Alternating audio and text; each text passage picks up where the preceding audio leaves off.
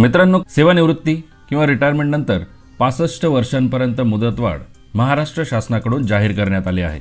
अगोदर ही मर्यादा 62 वर्षांची होती।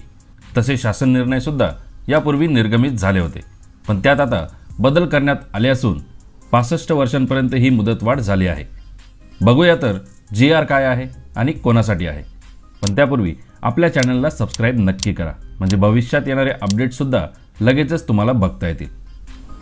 नमस्कार मित्रांनो, महाराष्ट्र शासनाच्या सहकार पणन व वस्त्रोद्योग विभागाच्या 2010च्या शासन निर्णयानुसार साखर कारखान्याच्या कार्यकारी संचालकपदी निवड झालेल्या व्यक्तींच्या वयाच्या 60 वर्षानंतर द्यावयाच्या मुदतवाढ वय वर्ष 65 एवढी कमाल मर्यादा निश्चित करण्यात आली होती। नंतर 2015 मध्ये निर्गमित शासन निर्णयात या आदेशात सुधारणा करण्यात आली। ती म्हणजे साखर कारखान्याच्या कार्यकारी संचालकपदी नियुक्त झालेल्या व्यक्तीला वयाच्या 60व्या वर्षी निवृत्त झाल्यानंतर पहिल्यांदा 1 वर्ष आणि त्यानंतर शासन मान्यतेनुसार आणखी 1 वर्ष असे एकूण 2 वर्ष मुदतवाढ देण्याची तरतूद करण्यात आली। थोडक्यात 62 वर्षांपर्यंत मुदतवाढ करण्यात आली होती, परंतु शासनाकडे वेळोवेळी विनंत्या आणि शिफारशी प्राप्त होत होत्या। त्या लक्षात घेता यापूर्वीचे मुदतवाढीचे सर्व आदेश अधिक्रमित करून शासनाने आता नवा शासन निर्णय जाहीर केला आहे।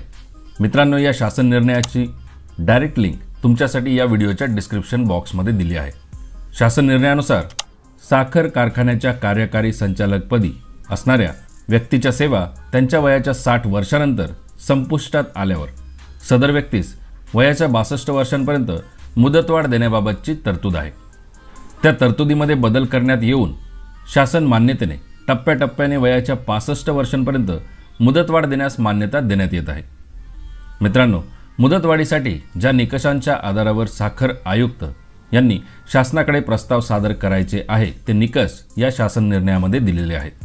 त्या निकषांची पूर्तता करणाऱ्या कार्यकारी संचालकांना मुदतवाढ देण्याच्या प्रस्तावावर शासन स्तरावर निर्णय घेण्यात येईल, असे देखील यात नमूद आहे। धन्यवाद मित्रांनो। जय हिंद, जय महाराष्ट्र।